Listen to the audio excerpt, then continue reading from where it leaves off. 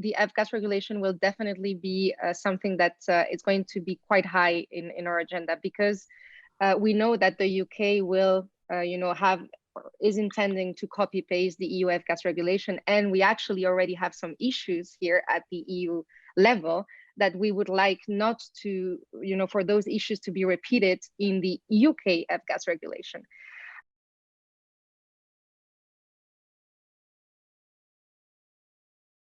Now, on the Waste Framework Directive, now what I've understood is that the UK, for instance, will not implement the skip database. So this is actually, something interesting to know and to understand. I think it's confirmed, but for the timing, the latest news that I have is that the UK doesn't want to implement the skip database.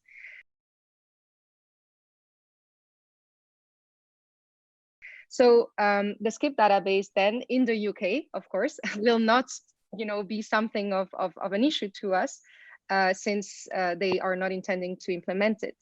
But of course, that maybe needs to be double checked. But this is what I know from the latest news. First time I hear about it, but it's very interesting news if that's what will happen.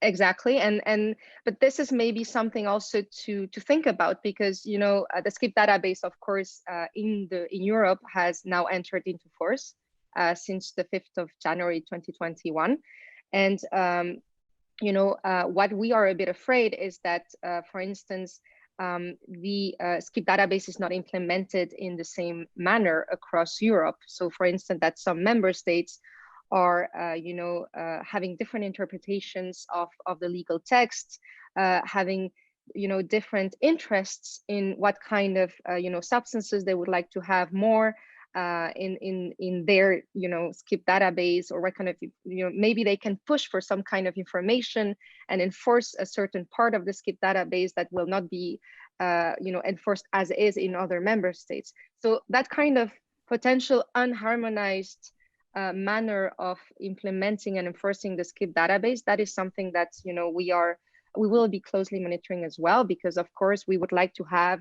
a kind of EU harmonized tool that the companies they provide the data that is required for the skip database, and they are fully compliant with the law, with Article 33(1) of REACH, for instance.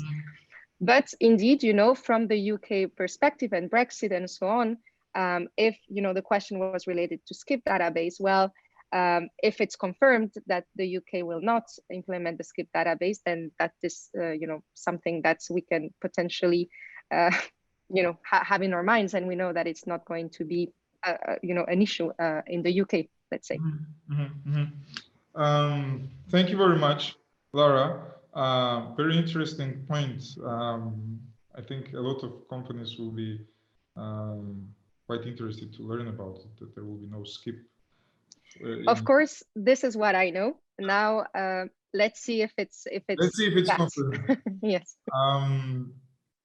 We will also have you on a panel related to chemical strategy for sustainability, EU part of EU's Green Deal. We did cover more or less majority of it, that a lot of legislations will be reviewed. Would you add anything in particular? Which of the industries, which of the manufacturers from your association should be, let's say, looking out for the changes, preparing for anything apart from the F cases and the food contact materials? But in general, leaving out the Brexit, but for the EU chemical strategy, who should prepare for who should fasten the seatbelts? Definitely industry, that's for sure. I think that the chemical strategy is very ambitious, strategy actually from the Commission, and we support definitely the objectives of the strategy.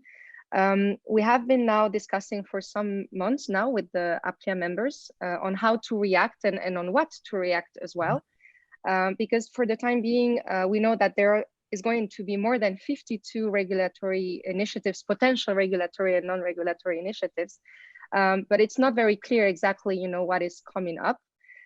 However, I think there are some topics that are quite interesting on, on which we need to reflect on as an industry.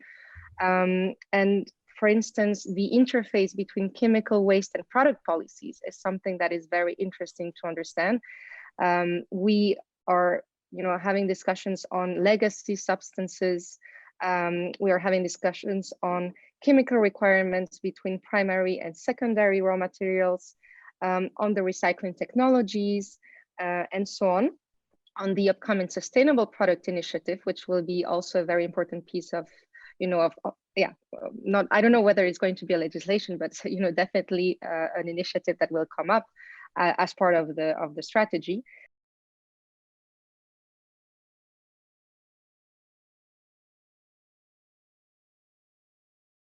And also another chapter, which is, I think, very interesting, it's the whole essential uses concept, which has been now as well, developed in the strategy. So this kind of idea of proposing, of restricting substances, grouping and restricting substances, unless, it is an essential use for citizens, for society. So we have quite a lot of question marks, who is going to decide what is an essential use and what is not an essential use, what is a sustainable society, and so on.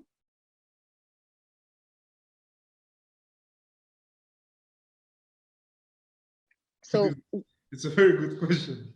Yes, so we are, already trying to understand a bit where the Commission wants to go with this. We also know that there's quite a lot of, I would say, not push, but potential development of switching from a risk-based approach of chemicals and chemicals in products, managing chemicals and chemicals in products, to a hazard-based one. And this is, I think, hidden behind this kind of proposal, which is called the generic approach to risk manage chemicals in product legislations. And that topic will be quite relevant to the sector, definitely. And for instance, all of the ongoing work in the PFASs, the PFAS topic, which is quite important for us as well. So there are numerous of subtopics, I would say, in the strategy, and I will be more than happy to provide the opinion and the views from the sector in March at the virtual conference. We have been thoroughly working on these points. It has been a lot of work, but we have managed to reach a position on several important topics. And I will be more than glad to explain those and inform more the members about that and the participants of the virtual conference.